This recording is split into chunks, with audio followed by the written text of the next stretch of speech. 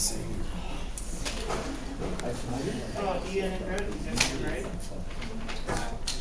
Oh, bro, are you serious? What did you get? 0.67. Okay, all right. Come on, No. Gunther. I need an A. Can I take a picture of this? Can you take a screenshot?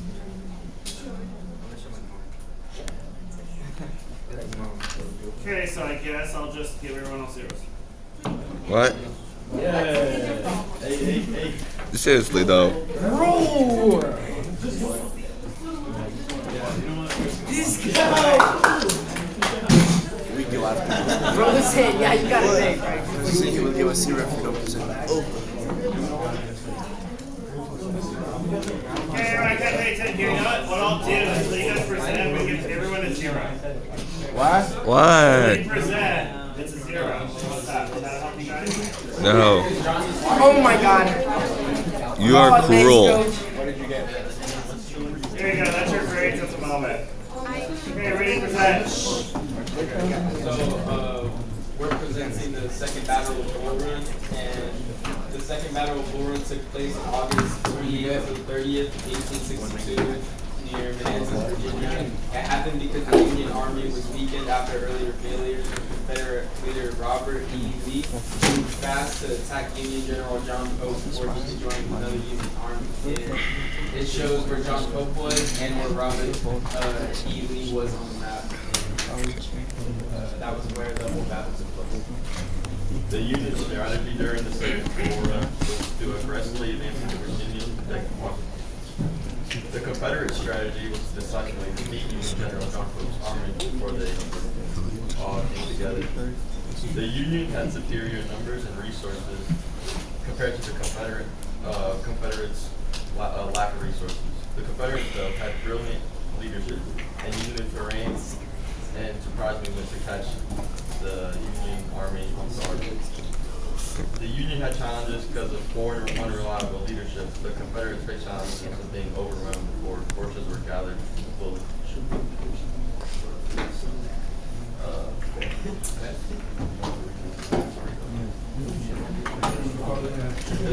The second Bull Run of 1862 was decisive against the Confederates. They had many had a steep fall around Robert E. Lee rocked the Union forces under General John Pope. This is our flow chart. On August 26, 1862, Confederate General Thomas Stonewall Jackson captured the Union's flag depot at Manassas, Virginia. On 2 days later, Jackson initiates a sharp fight with a portion of the Union Army near the Bonner Line, which ultimately conceals the arrival of the Confederate Army. The next day, Union forces launch a series of piecemeal and uncoordinated attacks against Jackson's defensive positions. Next, Porter's Corps launched a heavy assault on Jackson's position at the deep cut of the railroad, which meant that as the Union assault fails, General Robert E. Lee ordered the counterattack.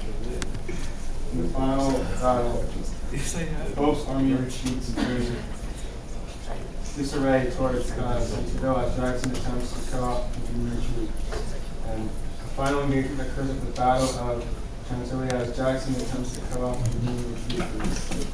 Its impact on the Civil War was the Confederates' victory in the Second Battle of Bull Run, resulting in the dismissal of John Pope,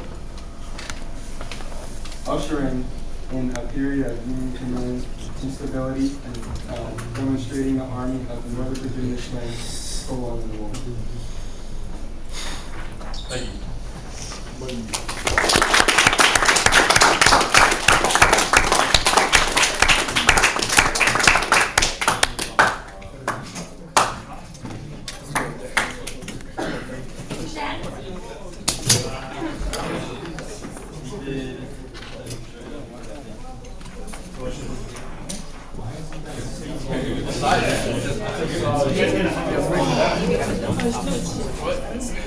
Oh, he said we didn't have what we get? No. Yes, I'm going.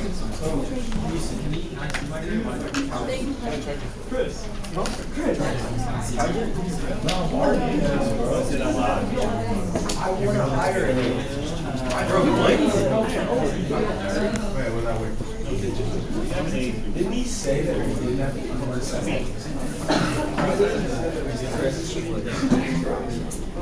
Okay. Right. Hey, Zach, since you're trying to touch other guys, can you actually touch this poster and hold it while they present things? What? Extra credit. I'm not gonna hold it. What? What? Okay, sorry, Chris. I cannot deal with this class. Down, racist, Zach. This class is. Two.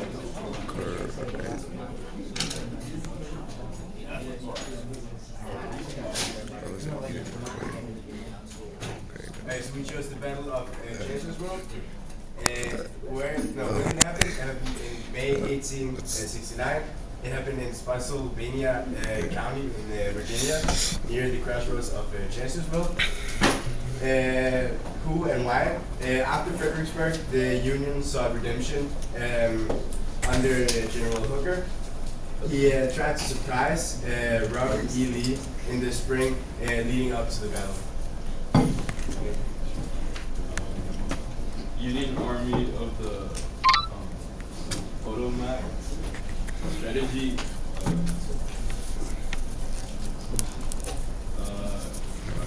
The flank. Outflank. Sorry. Outflank.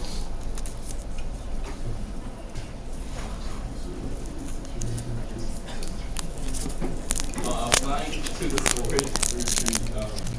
Strength. Larger army, more supplies, mistakes. Hooker hesitated, fought defensively. Challenges, right flank exposed. Confederacy Army of Northern Virginia.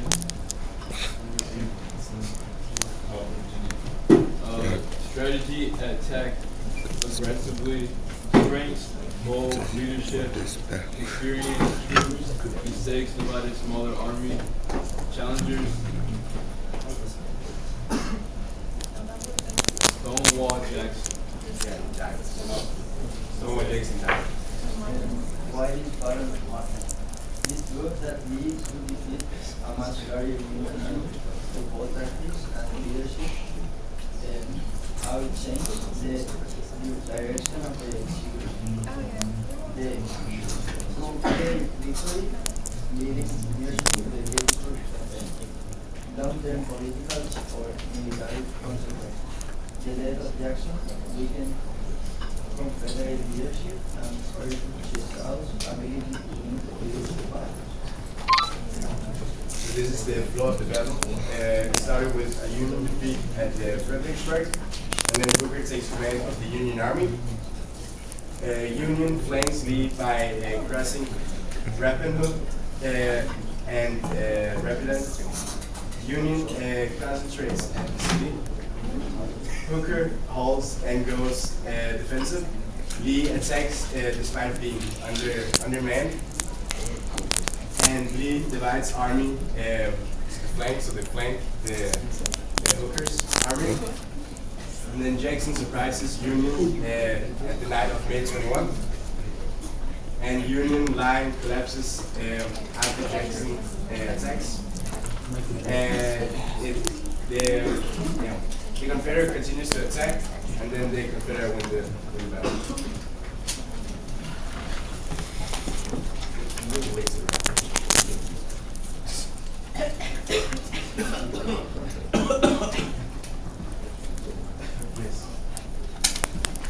Who won the battle? Confederacy under Robert E. Lee. Casualties? None.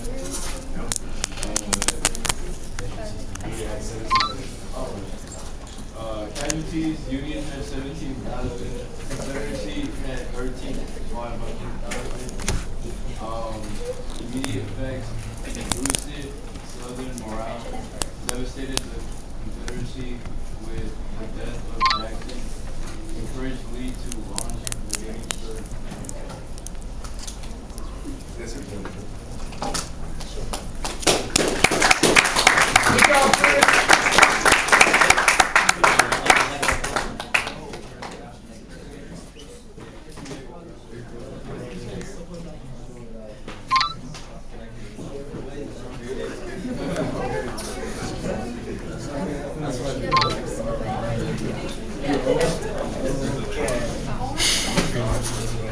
Gonna make a deal.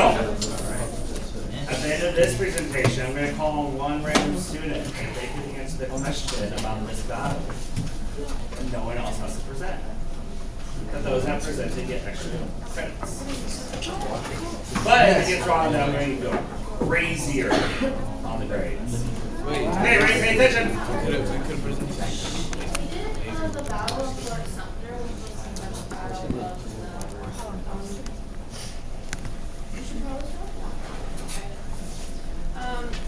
the war started in April 12, 1861. It ended April 15, 1861, and the conflict that started this war was the succession of southern states following Abraham Lincoln's election. That was founded on slavery. This led to the standoff at Fort Sumter. Union Major Robert Anderson and Confederate Brigadier General P.G.T.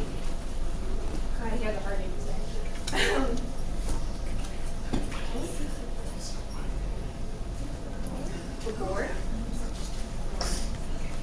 The outcome of the war the outcome of this battle was the win for the Confederate States. The Union was forced to surrender April 14th. Union had 0 casualties, along with the Confederates, though there was 1 reported dead horse.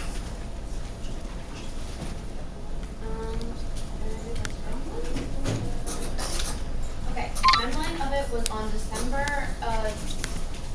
26, 1860. Major Robert Anderson moved. He's the Union major. He moved everybody from Fort Montreal to Fort Sumter. On December 27th, 1860, the Confederates moved on to Fort Montreal, Fort Johnson, and Fort Pinckney. On January 12th, 1861, the West Star, which was a ship, came back to New York instead of going to its targeted place with lots of battle wounds from cannons and shots and bombs that the Union, the Confederates attacked it with because they were upset about the blockade. On April 11th, 1861, the Confederates asked for a surrendering to the Union because they said if you surrender, we'll stop shooting your ships, everything will be good. On April 12th, 1861, the Union said no, and they didn't want to surrender, and fighting started at 1:30 a.m. that day. On April 13th, the Union Major, Richardson Anderson, he surrendered after not wanting to continue the battle. And on April 14th, the Union officially left the war.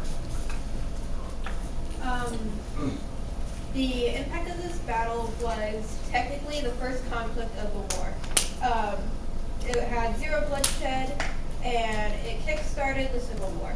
It changed trade and politics. And then going into the war, the Union and the Confederate, they both,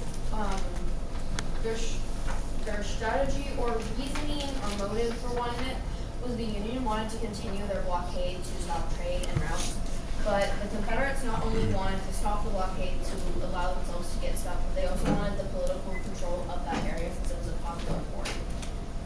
As far as the strengths, the Union already had control of the fort, so they had the strength in there since they already knew the area and they were in the base. But the Confederates had about 500 people. They had amazing generals. They had much better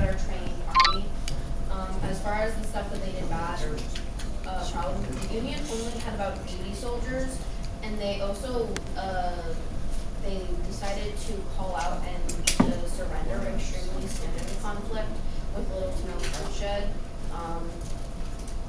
The Confederates, their problem was that they were trying to break into a fort, which was kind of annoying and hard since that's kind of the base of the fort.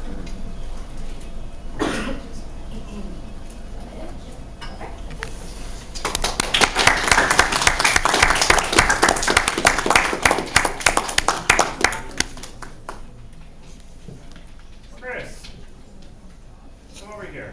Get away from all the peanut gallery. What?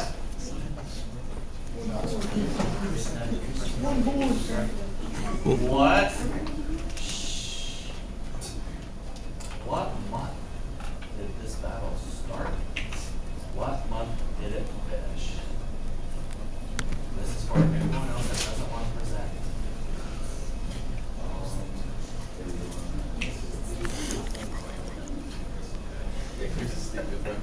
Get him off. Think about it. Think What about was the it. answer? April. April. Okay, who's next? Coach K. Gaten, you're next. Go.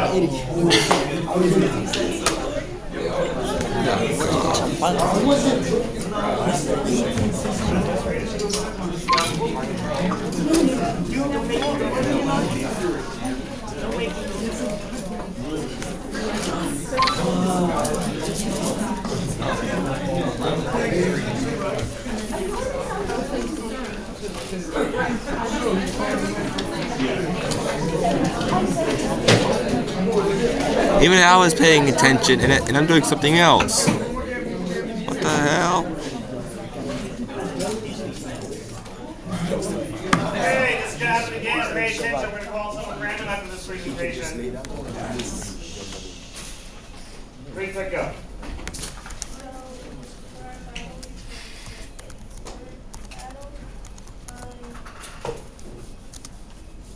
The Battle of the News took place from July 1st to July 3rd in 1863. It happened in Pennsylvania, and the Confederates invaded Norfolk and that took the armies causing dispatches to each other at Gettysburg. Union North, General George was the leader, and then on the south was General Glover. The Union aimed to stop Robert E. Lee's invasion of the North and protect Northern territories. Their strategy focused on using the natural high ground around Gettysburg to create a strong defensive line, shaped like a fishnet. They had a large army and a better defensive position. But the Confederacy wanted a major victory on Union soil to soften Northern war morale and push the U.S. government. These army was like too strict. The Confederacy had more experienced officers, but they made mistakes like underestimating Union's defensive strength, and they had more coordination too. And then Gettysburg is considered the turning point of the Civil War. The Confederacy lost a huge amount of manpower that couldn't be replaced. The Union gained strategic momentum, and it ended Lee's chance to win foreign support on the force that combined with the Union. The North combined with the Union victory at Vicksburg, which happened the next day, it reshaped the entire war. So, who won the battle?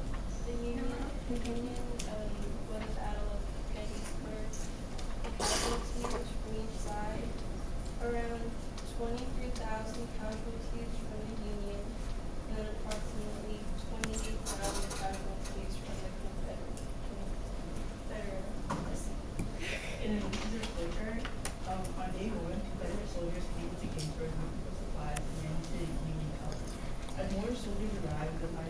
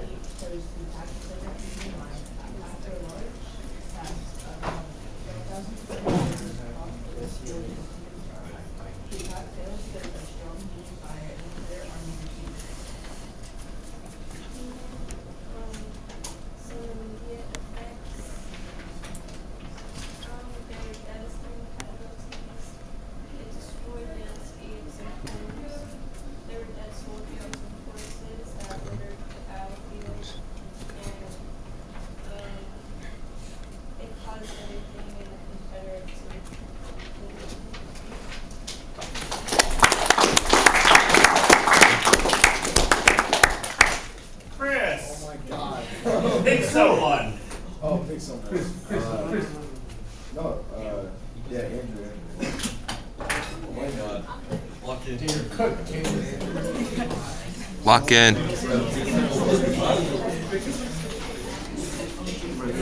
Look up. How do you spell Gettysburg? Nobody got that wrong.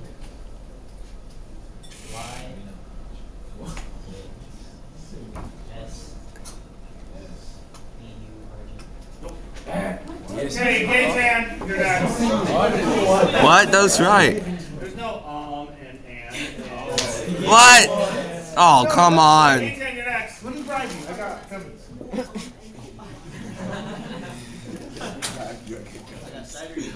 K-Tan, go. If K-Tan does amazing without reading off his poster, no more presentations. Okay. I guess. What do you mean? Fuck, man. You're the one that needs the break.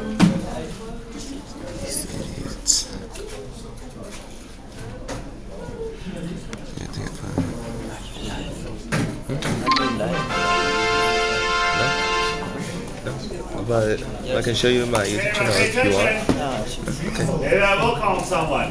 Maybe I won't. Wait, there's this white space.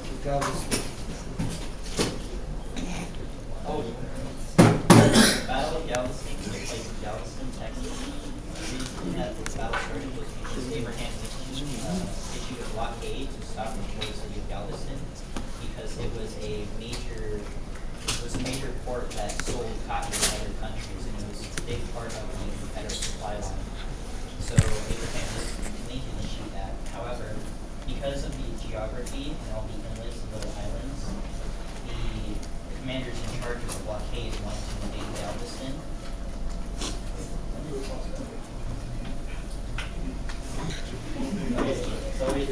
So the commanders started the invasion in October, and it ended somewhere around January 1st. And so at first the commanders, they rushed in and they threatened the people of Galveston that if they didn't surrender, they would bombard their port city and kill everyone in it. So the Confederates, they took all their people out and left, and they took all of their artillery out, and the Union, they took over Galveston, but they only put their flag there for one day and took it down, and they went back to their boats. And then after that, the Confederates, they came in with their boats. The Union actually had about 3 warships and like 8 little smaller vessels, but the Confederates only had two ships, and they pretty much like filled them with cotton and stuff, and they ambushed the Union ships and sunk one of them because they're cotton, they're called cotton clads, and they're cotton stock cannonballs.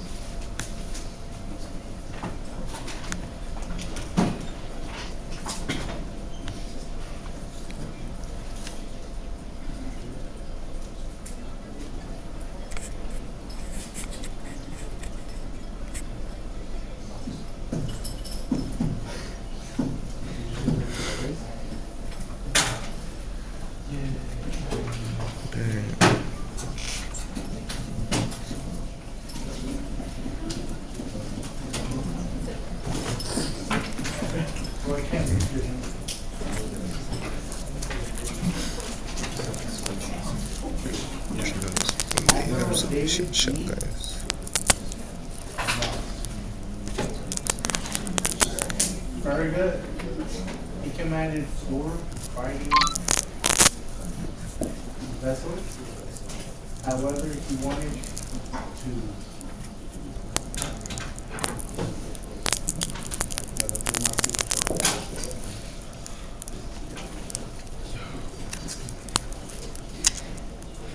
what's that face? Good God. Hey, go sit down. You guys are disappointing.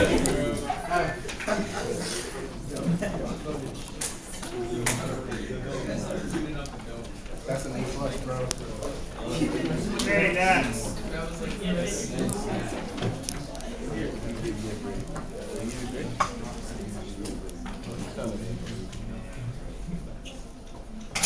Oh, it's that one.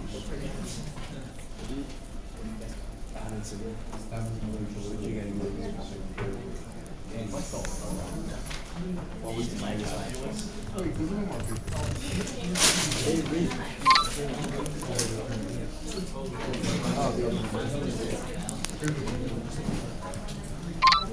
You guys supposed to